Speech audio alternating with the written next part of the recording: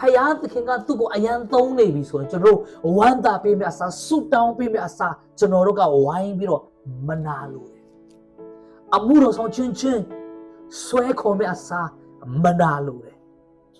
ဒီပေအခန်းကြီးနဲ့အပိုင်းငယ်7ထဲမှာဗာမြင်ရတယ်လဲဆိုရင်ချစ်သူတို့ဝိညာဉ်နဲ့စစ်ပြိုင်တတ်သောကိုယ်ကာယတတ်မဲ့ခြင်းတို့ကိုရှောင်မီအကြောင်းဧည့်သည်အကနုကဲ့သို့သောသင်တို့ကိုငါတောင်းပန်၏လို့နှုတ်ကပတ်တော်ကပြောထားတာဖြစ်တယ်ဆိုတော့ပေတရုကယုံကြည်သူတွေကိုရေးတဲ့အရာဖြစ်တယ်ဆိုတော့ဒီနေရာမှာကျွန်တော်တို့ဗာမြင်ရတယ်လဲဆိုရင်ဒါပြိုင်နေတဲ့အရာကိုမြင်ရတာဖြစ်တယ်ဆိုတော့ဘာနဲ့ဗာပြိုင်တယ်လဲဆိုရင်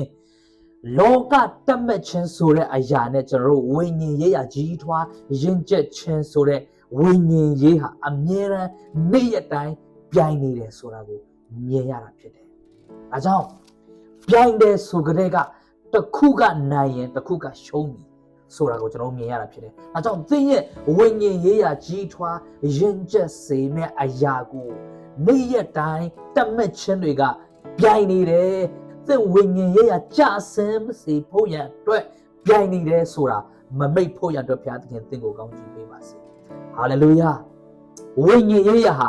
တစ်ချိန်ပြီးတစ်ချိန်တစ်ရက်ပြီးတစ်ရက်ကျွန်တော်တို့ကြီးထွားရင့်ကျက်ပြီးတော့ဝိညာဉ်တော်နဲ့ပြေဝပြီးတော့ဖျားဘုန်းတော်ထင်ရှားဖို့ရန်အတွက်ဖျားသခင်အလိုရှိတာဖြစ်တယ်ဒါကြောင့် Ephesians 5:8ထဲမှာလည်း fill with Holy Spirit Holy Ghost လို့ပြောတာဖြစ်တယ်ဝိညာဉ်တော်နဲ့ပြေဝကြလောလို့ပြောတာဖြစ်တယ်ကျွန်တော်နေ့ရက်တိုင်းပြေဝရမယ့်အရာဟာဝိညာဉ်တော်နဲ့ပြေဝဖို့ရန်အတွက်ဖြစ်ပါတယ်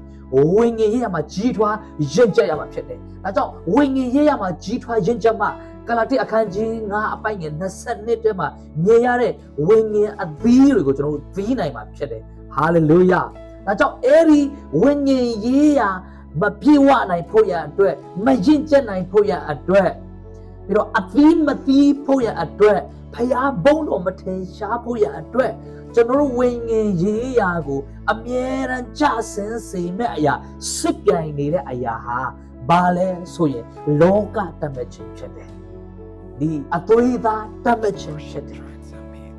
အာမင်အသွေးသားတတ်မဲ့ခြင်းလို့ပြောတဲ့အခါမှာအများကြီးရှိတာဖြစ်တယ်အခန်းကြီးနဲ့အပိုက်ငယ်1နဲ့3ကိုကျွန်တော်ကြည့်တဲ့အခါမှာမနာလိုခြင်းလှည့်ဖြားခြင်းထူဝက်ခြင်းညှူဆူခြင်းကဲ့ရဲ့ခြင်းရှိသမျှကိုဖယ်ရှား၍လို့ပြောထားတယ်ဖြစ်တယ်ဆိုအများကြီးရှိတဲ့ကြားထဲမှာမနာလိုခြင်း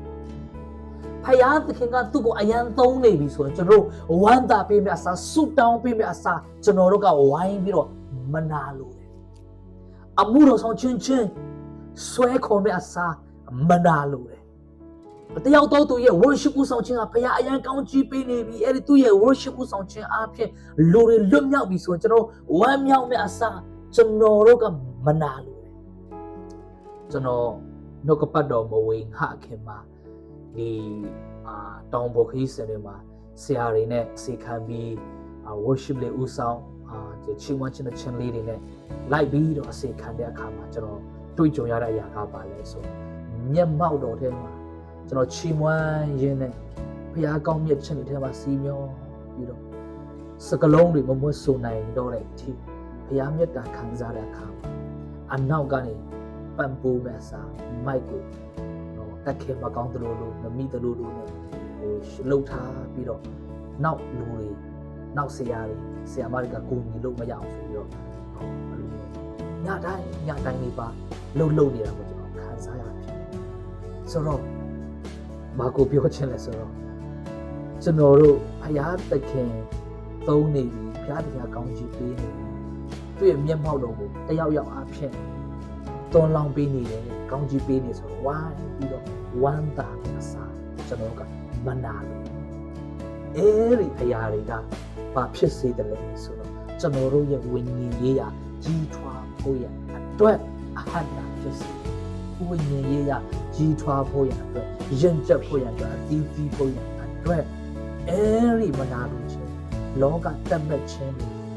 fleshly desire ဆိုတဲ့ lust ဆိုတဲ့အရာတွေကကျွန်တော်ဝိညာဉ်ရေးရာကိုအမြဲစစ်ပြိုင်နေတယ်တတ်နေတယ်ဆိုတာကိုဒီကျမ်းပိုင်းမြင်ရတယ်။ဒါကြောင့်ဘုရားသခင်ကတော်ရတဲ့လူတွေတုံးနေတာကျွန်တော်တို့ရှိတဲ့အတိုင်း